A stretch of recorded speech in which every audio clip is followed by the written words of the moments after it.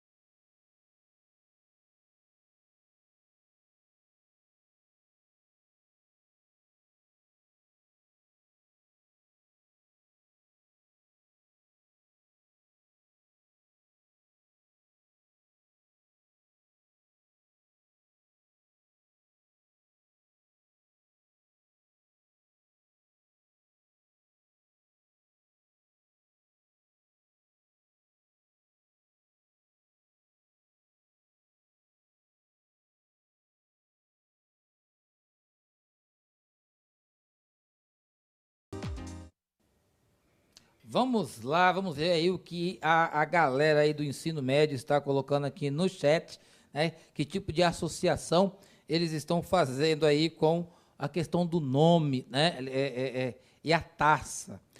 Lucas, Libertadores, né? Homenageando os Libertadores da América. A Vitória diz, Libertadores deve ter a ver com a liberdade das colônias, talvez. Tá dentro da esfera. Vitória, você está correta. Vamos lá. O que mais? A galera tudo colocando Libertadores. Resposta contextualizada. Nós temos somente daquelas duas estudantes, mas tem aqui a Beatriz. Vamos aqui falar da Beatriz. Tem a ver com a libertação da América, né? Ou a independência aí da América Latina. Muito bem, estudantes. Obrigada, professor Carlos. E obrigada, estudantes que interagiram no nosso chat. Eu tinha certeza que o troféu, né, a taça, vocês iam reconhecer como sendo a taça do Campeonato Libertadores da América. E a história por trás aí deste nome desse campeonato tem sim a ver com o tema da nossa aula de hoje, né? Nós vamos ver que alguns personagens envolvidos aí nesse processo de independência das colônias espanholas foram conhecidos, ficaram conhecidos conhecidos posteriormente como libertadores da América. Mas nós também problematizaremos essa questão, porque quando a gente fala libertadores da América, tem até um campeonato em homenagem a essas pessoas, parece que foram grandes heróis, né? Mas a gente vai ver que o processo de independência não se deve apenas a um grupo, e sim a alguns grupos da sociedade colonial ali da América Espanhola. E falando nessa sociedade colonial, vamos retomar a estrutura da sociedade naquele momento da história da América. Dá uma olhadinha na tela. Então, olha só, gente, a estrutura da sociedade colonial é esta, ela estava dividida nesses grupos que vocês estão vendo aí na tela.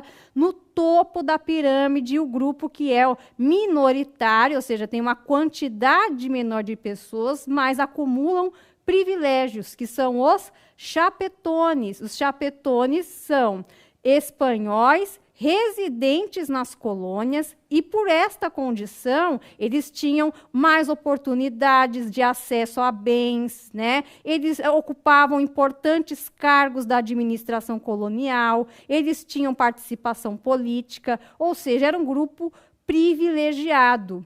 E o outro grupo que vem abaixo não tinham tantos privilégios, principalmente em relação à participação política, à administração da colônia, mas era um grupo importante na questão comercial, que eram os criollos, tá? Os criollos já são americanos, ou seja, pessoas nascidas na colônia, mas filhos, netos de espanhóis, oriundos de famílias da metrópole. Por conta disso, eles também têm algum prestígio, algum privilégio e alguma vantagem dentro da sociedade colonial. Após os criollos, nós temos os mestiços. E aí é mestiço de indígena com espanhol, de espanhol com negros que vieram escravizados, né? Mas a maioria aí era o grupo de mestiços entre indígenas e europeus, né? O colonizador aí na miscigenação com os nativos. Em algumas colônias como Haiti, nós tivemos a vinda de negros escravizados, negros retirados da África para trabalharem como escravizados aqui na América, tá? Como aconteceu no Brasil.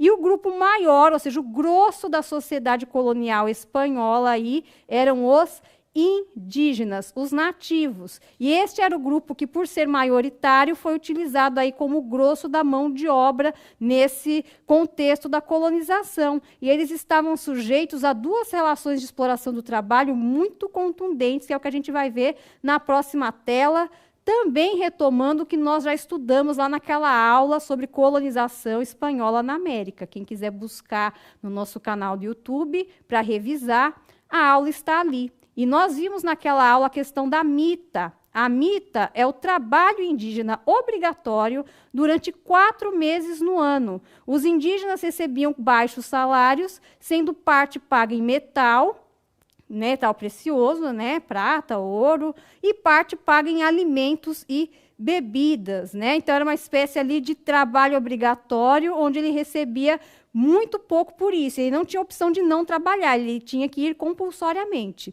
A encomienda era uma outra forma de exploração do trabalho, onde o encomendeiro, que é um colono espanhol, tem o direito de explorar a mão de obra indígena, devendo pagar tributos à metrópole Espanha. Para que fique mais claro o que foi a encomienda, ela está estruturada dentro de um raciocínio onde o indígena, enquanto mão de obra, pertence à metrópole automaticamente. E o colono que explora a mão de obra do indígena dentro da colônia deve pagar uma espécie de aluguel por essa mão de obra para a coroa espanhola. Então, vejam a coisificação do indígena, do nativo, exercida pelo espanhol, pelo colonizador, né? Ele não tinha nenhum trato ali, uma visão de humanidade para com o nativo. Pelo contrário, ele era visto, né, das piores formas possíveis, infelizmente. E não pensem vocês que esta condição de exploração, de coisificação, foi aceita pacificamente pelos indígenas, não. Um pouquinho antes de estourar esse processo das independências, no século anterior, ali final do século XVIII, né, a gente também tem que lembrar que foi nesse século XVIII que ficou conhecido como século das luzes, que ocorreu o advento do iluminismo enquanto uma teoria filosófica, política, econômica, nós tivemos a independência dos Estados Unidos, nós tivemos a Revolução Francesa, e claro que parte, né, em uma certa medida, essas influências chegaram nas colônias americanas, tanto no Brasil, como nós também já vimos em aula, como na América Espanhola também. Então, já havia aquele sentimento de rebelião, aquele sentimento de se revoltar contra o que estava errado, de tentar se libertar de toda a exploração, e nós tivemos uma revolta protagonizada, liderada por um indígena, aí nesse processo de independência, que é a revolta de Tupac Amaru. Vamos dar uma olhadinha na nossa tela? Então, a revolta de Tupac Amaru, ela aconteceu liderada por esta liderança, né? Ele era um curaca.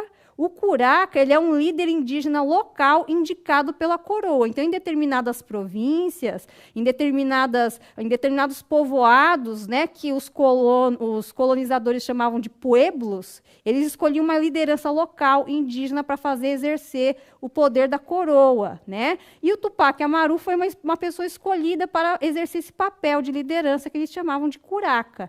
Nem por isso o Tupac Amaru deixava de reconhecer as injustiças que ele e o seu povo sofriam, né? A gente pode até pensar que ele se achava aí como uma autoridade, não, fui escolhido pela coroa, mas não, ele tentou contornar, usando o seu papel de liderança, contornar a questão da exploração.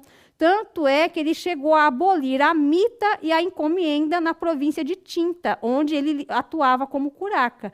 E aí é claro que as forças militares, políticas, basicamente formadas por criollos, prestem bem atenção nisso, foram lá sufocar, tentar reverter a abolição da mita e da encomienda. E aí a reação, claro, foi uma reação violenta, né, de conflito ali entre esses indígenas e essas forças formadas por criollos. E em 18 de maio de 1781, o Tupac Amaru foi enforcado e esquartejado na Praça Central de Cusco. Muito parecido com o que aconteceu lá com a Conjuração Mineira. Vocês estão lembrados? Nós tivemos essa aula aqui e lá, tanto na Conjuração Mineira como na Conjuração Baiana, uma liderança foi escolhida para pagar com a vida e servir de exemplo para os demais colonos. Olha o que acontece com quem ousa, né, questionar ou subverter o poder da coroa, né, da metrópole. Então, foi um movimento duramente reprimido. Mas não foi o único. Nós tivemos também aí a revolta dos comuneiros, que vocês vão ver na próxima tela, tá? Então, vamos dar uma olhadinha aí na revolta dos comuneiros. José Antônio Galán, né, do vice-reino de Nova Granada, que corresponde ali à região da Colômbia atualmente, liderou cerca de 15 mil pessoas, a maioria indígenas, em uma marcha a Bogotá, exigindo a redução de impostos cobrados pela coroa espanhola. Coletores de impostos eram agredidos, fazendas e propriedades de espanhóis saqueadas. Criollos e chapetones formaram uma junta, El Común, inclusive esse termo El Común serviu para batizar a revolta. Então, os comuneiros não são os liderados pelo José Antônio Galán, é a força de chapetones e criollos, que, embora tivessem suas diferenças sociais, nesse momento eles se juntam para sufocar a revolta aí iniciada, né, liderada por José Antônio Galán. E, claro, já o Galán teve o mesmo destino do Tupac Amaru. Foi preso, enforcado e esquartejado para servir de exemplo para que outras revoltas da mesma natureza não acontecessem, tá?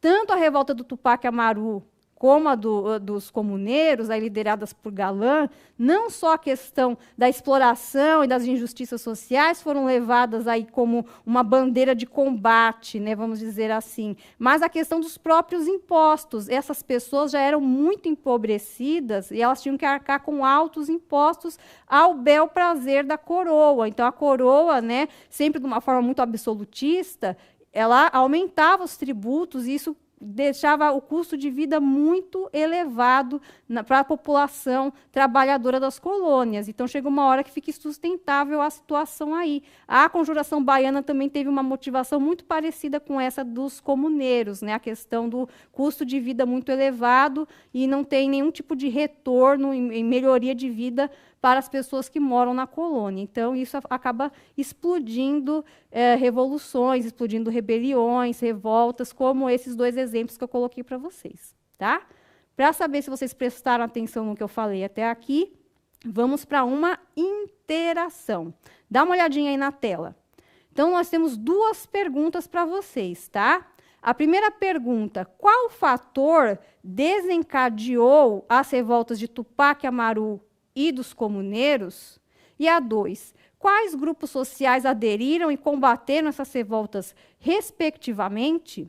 Como eu estou boazinha hoje, eu vou aumentar o tempo, viu? Vamos colocar 2 minutos? 2 minutos a gente volta, hein?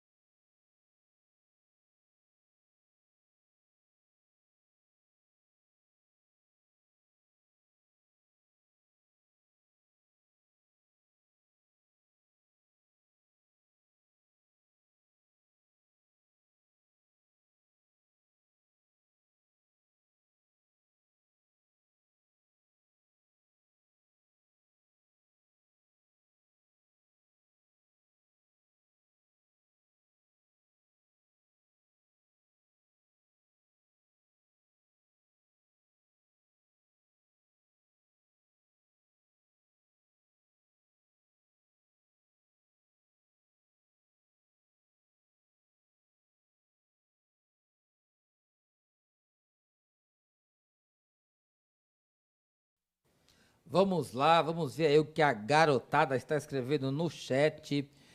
O Carlos Augusto, ele vai falar: 1. Impostos cobrados pela coroa. 2. Criollos e chapetones. Vamos lá. Nós temos mais aqui o Roger. 1. Aumento de impostos pagos pelos pueblos. E 2. Os criollos e chapetones. A maioria dos estudantes, professora Luíse, está seguindo essa linha de raciocínio que os nossos estudantes aqui responderam.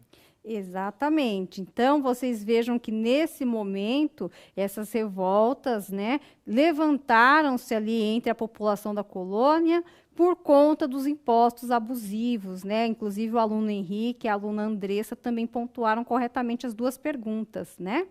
E a questão da repressão, quem acabou organizando a repressão a essas rebeliões, a esses levantes, foram os criollos e os chapetones, principalmente os criollos, né? Então, vocês vão ver daqui a pouco, até remontando a nossa primeira interação, né, com a questão dos libertadores da América, esse papel, esse trânsito deste grupo social, os criollos, dentre esses processos todos que envolveram aí a independência da América espanhola, né? Eles têm um trânsito, eles estão flutuando entre questões ali, tá? Sem dar mais spoilers, vamos prosseguir agora analisando o caso do Haiti, tá? Vamos dar uma olhadinha aí na tela. A gente vai colocar a questão do Haiti em separado dessa narrativa um pouquinho, porque o Haiti era uma colônia da França, né? E a gente está falando de América Espanhola, tá? Mas a gente insere no mesmo contexto a questão aí da independência do Haiti, até para a gente ver um caminho diferente de processo de libertação, de processo de descolonização, que, comparando com as outras, embora aconteceu no mesmo período, né, ela pode apresentar algumas diferenças que a gente vai ver aí. Ou seja, a diferença não para só na questão de quem é a metrópole. Vamos dar uma olhadinha, tá? Então, quem promoveu esse processo foi o Toussaint Louverture. É isso, professor Carlos? É, Toussaint Louverture. Ah, olha só, a pronúncia de quem fala francês é muito melhor, tá? E, na época, o Haiti ainda não se chamava Haiti, e sim Ilha de São Domingos. O Toussaint liderou uma grande rebelião de escravizados que reagiram à violência praticada pelos senhores brancos, à falta de terras cultiváveis para o plantio e de alimentos, e as péssimas condições de vida e trabalho. Então, por ser uma colônia que foi, né, a mão de obra implementada ali do negro africano escravizado, sistema plantation, né, que a gente já viu em outras aulas, mas só para relembrar vocês, é aquele sistema onde o grande latifúndio é utilizado para o cultivo de poucos produtos, ou mesmo de um produto só, ou seja, a monocultura, e a mão de obra empregada é a mão de obra escravizada, tudo para garantir o lucro a quem interessa, nesse contexto, lucros para a metrópole. E esse é um tipo de situação que causa um abismo social gigantesco. Então, a população ali da Ilha de São Domingos começou a protestar contra essa questão, né? A falta de alimentos vinha em função da questão dessa agricultura capitalista que era praticada ali, e o Toussaint acabou liderando este movimento. E esse movimento foi favorecido por uma coisa que estava acontecendo lá na metrópole também, que é mais um momento de retomada aqui da nossa aula, que é a questão lá na França, da Revolução Francesa. Vamos dar uma olhadinha para a gente relembrar. Então, enquanto Toussaint Louverture estava lá organizando a rebelião ali do pessoal lá na Ilha de São Domingos, na França, o governo jacobino ascendia ao poder, ou seja, 1794, né? As medidas do governo jacobino, nós já vimos nessa aula sobre Revolução Francesa, mas a gente destaca ali, ó, fim da escravidão nas colônias francesas. Então, todos os países, todas as colônias francesas que tinham escravidão, os escravos foram libertados, e isso, claro, incluía o Haiti. Então, os recém-libertos, eles contribuíram para a ascensão de Louverture, também embalados por esse fim da escravidão. Ou seja, o Toussaint Louverture chega ao poder no Haiti, ele vira ali o representante político maior, governando a Ilha de São Domingos, tá? Incluindo a parte oriental que pertencia à Espanha. Só que o Toussaint Louverture não encontrou, com o passar do tempo, muito apoio, tá? Porque eles precisavam levantar a colônia, certo? Agora que estava ali como um país independente. E muitas pessoas, né, agora libertas, elas não gostariam de continuar trabalhando nas mesmas fazendas, de continuar trabalhando para os mesmos antigos senhores em nome do desenvolvimento econômico da Ilha de São Domingos. Então, acabou que tanto os senhores brancos como os escravizados recém-libertos não estavam formando ali um grupo de apoio para Toussaint Louverture. E tivemos mais uma reviravolta lá na França, também retomando aí o que a gente já viu em aulas anteriores. O que acontece em 1799? Napoleão Bonaparte sobe ao poder, toma uma série de medidas, e entre essas medidas está anular a lei abolicionista dos jacobinos, ou seja, a escravidão voltaria a vigorar na Ilha de São Domingos. O Toussaint Louverture é preso e exilado na França, onde ele morre em 1803, tá? Ou seja, o Napoleão foi lá e falou assim, olha, colônia nos interessa, então vamos reverter esse processo de independência que começou ali no Haiti, né, no futuro Haiti, então Ilha de São Domingos. O que não significa que a prisão de Louverture foi o fim do movimento.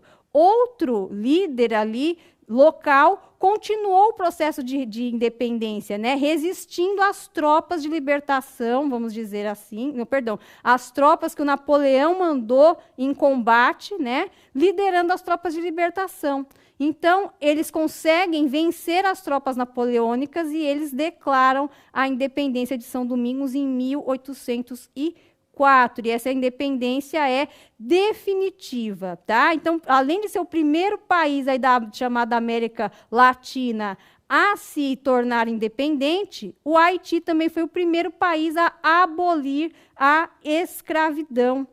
Então, olha que pioneirismo, né? Então, foi um processo muito bem sucedido, apesar dos reveses ocorridos lá na França. E esses reveses ocorridos na França também vão afetar os outros processos que a gente vai ver ainda na aula de hoje. Então, mais uma vez, para saber se vocês estão acompanhando a nossa aula, vamos dar uma olhadinha nos documentos que vocês vão olhar, comparar e responder uma pergunta para a gente no chat. Então, leia o documento 1 e analise o documento 2, tá? Então, o documento 1 vai falar das ideias de liberdade, fraternidade, da Revolução Francesa, que chegaram às colônias dos países europeus na América, influenciadas pelo pensamento iluminista. A exemplo dos Estados Unidos, as colônias passaram a lutar por suas independências, inspiradas nos ideais iluministas, em especial a liberdade entendida como autonomia política e o fim dos entraves no pacto colonial. Então, esse texto, que é extraído do Caderno do Aluno, página 68, ele vai falar muito do conceito de liberdade do ponto de vista de grupos específicos, ou seja, a liberdade entendida como autonomia política e econômica. Agora, olha a bandeira do Haiti, que foi a bandeira do Haiti entre os anos de 1803 e 1804. Olha a tradução. O professor Carlos pode fazer para nós? Porque eu acho que está bem claro, mas o professor pode fazer. Tá bem, liberté ou la morte. Liberdade ou morte. Exatamente. Então, comparando essas duas concepções de liberdade, respondam para a gente essa pergunta. O que significa liberdade para as elites coloniais americanas e para os revolucionários do Haiti, respectivamente? Em 1 minuto a gente volta.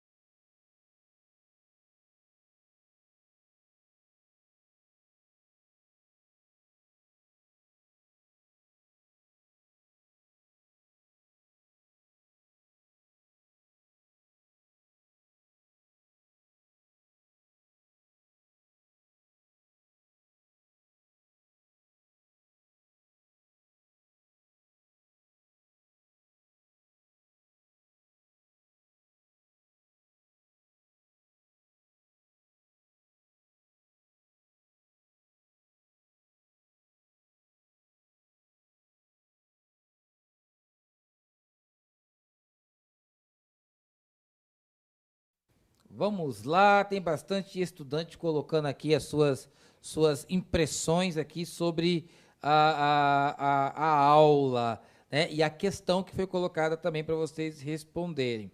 Rodolfo coloca a liberdade e a independência.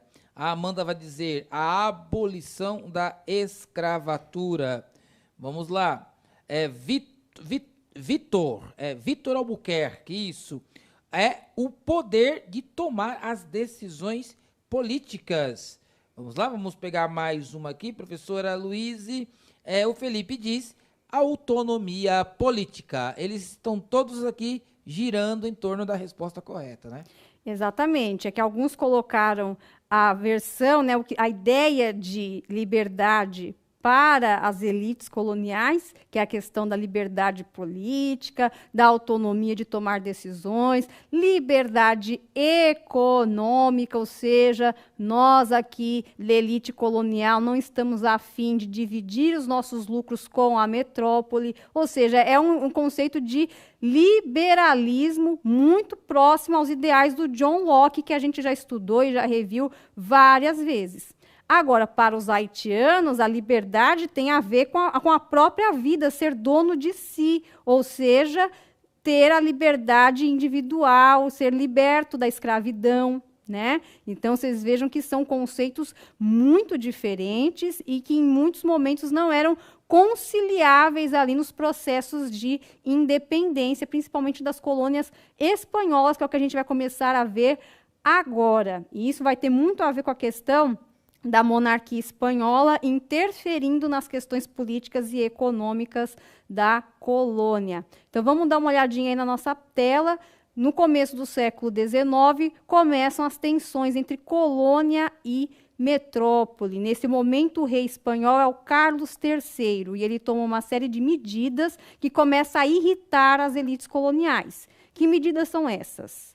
Primeira, impôs monopólios a dezenas de itens produzidos nas colônias. O monopólio é quando, basicamente, o lucro com a venda, com a comercialização desses produtos, vai exclusivamente para a coroa, tá? Outra medida, aumento de impostos pagos pelos colonos. Outra medida foi extinguir a casa de contratação e o sistema de portos únicos, ou seja, vai haver um livre comércio ali entre as várias colônias, os vice-reinos da Espanha e até mesmo com outras regiões. Do ponto de vista da elite colonial, pode parecer uma grande coisa. Só que da perspectiva do rei Carlos III, como ele se entende como o grande chefe, o grande dono de todas as riquezas coloniais, ele só está diversificando, ampliando aí as oportunidades de negócios e de comércio para lucrar mais. Ele, rei, ele, coroa espanhola, lucrar, não as elites que operacionavam, né, que operavam esse processo comercial todo, ou seja, é o rei tentando exercer um controle econômico.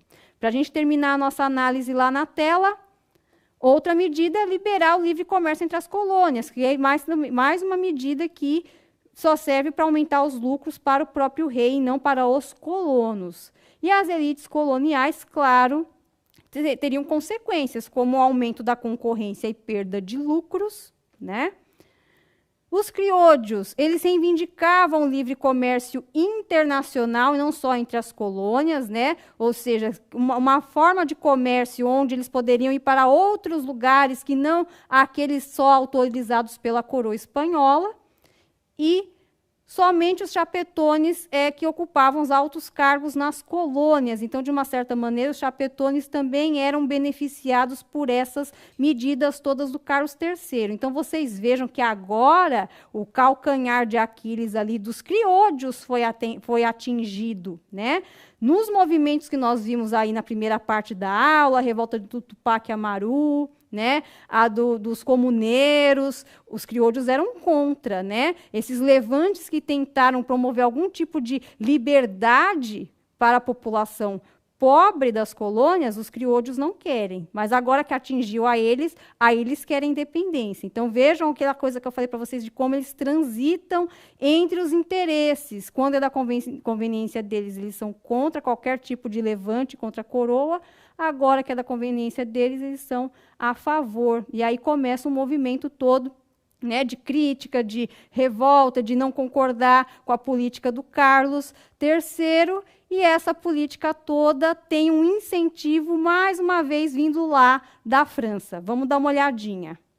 Então, com a expansão do Napoleão, né, ali na Europa, ele invade a Espanha, né, depõe o rei Fernando VII e coloca no seu lugar o próprio irmão, José Bonaparte. E o José Bonaparte implanta na Espanha uma monarquia constitucional, que é a Constituição de Cádiz, ou seja, o rei é José Bonaparte, mas existe uma Constituição acima dele, ele não é absolutista ali.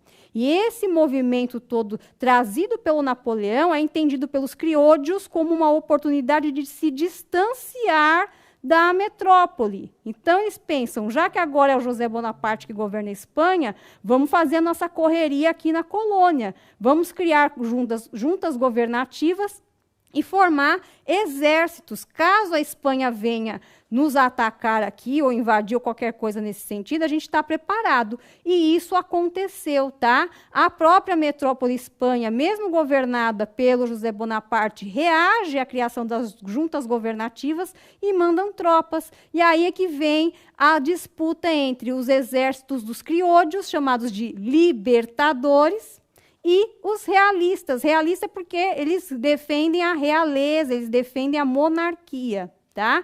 E nós tivemos diversas batalhas em Bogotá, em Buenos Aires, Caracas, Santiago, onde os libertadores saíram vitoriosos. Com a queda de Napoleão em 1815, o rei Fernando VII reassume o trono espanhol, rasga a Constituição de Cádiz, ou seja, o absolutismo volta na Espanha, e aí nós temos um novo movimento de batalhas onde a Espanha vai tentar reverter as conquistas dos chamados libertadores da América, tá?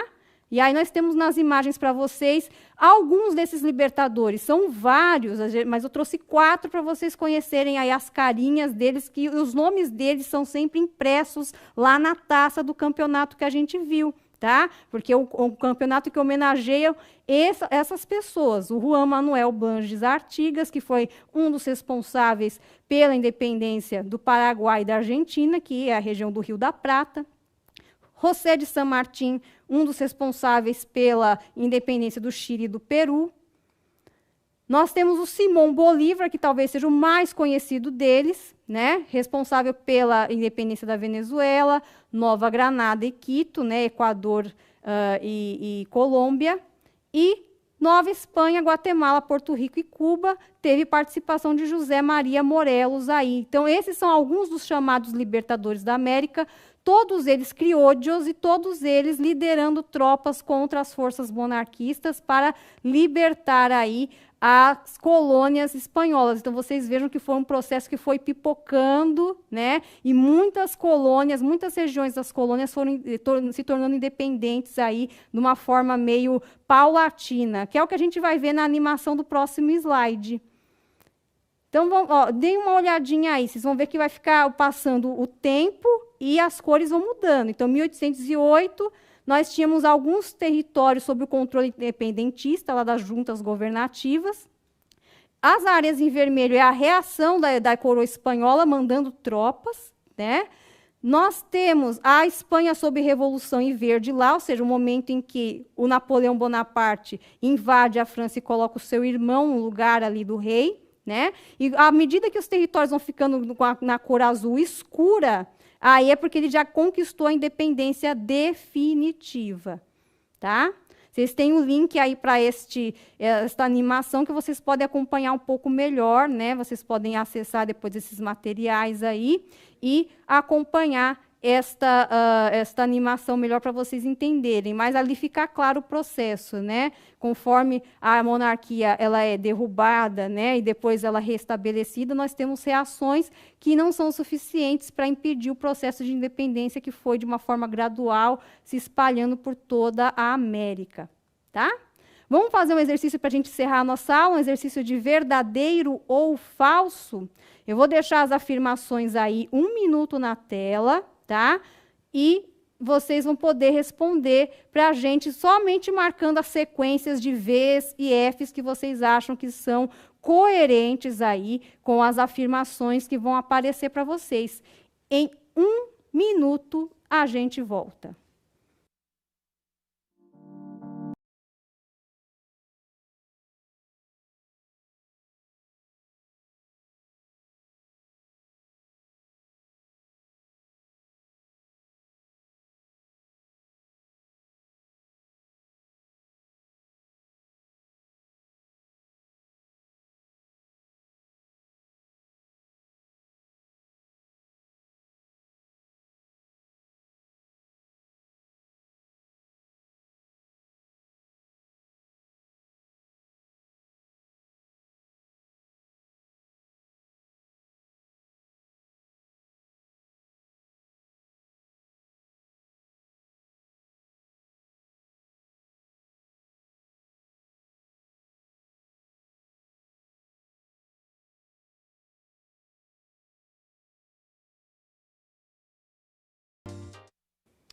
Vamos lá, eu vou pegar aqui uma resposta dos estudantes, eu vou pegar aqui a do William, que ele coloca verdadeiro, verdadeiro, falso, verdadeiro, verdadeiro.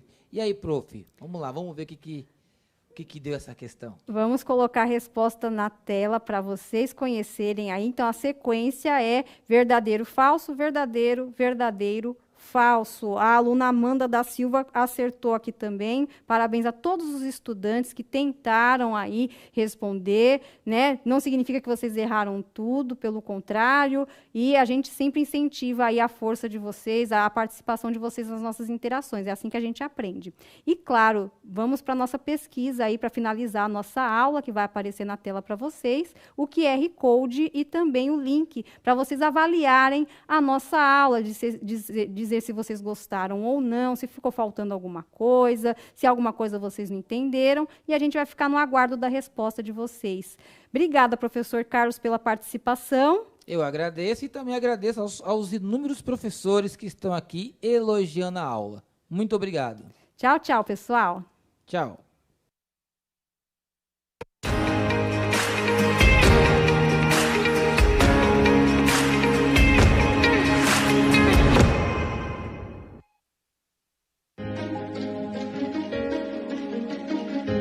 A escola pode estar distante, mas as aulas não.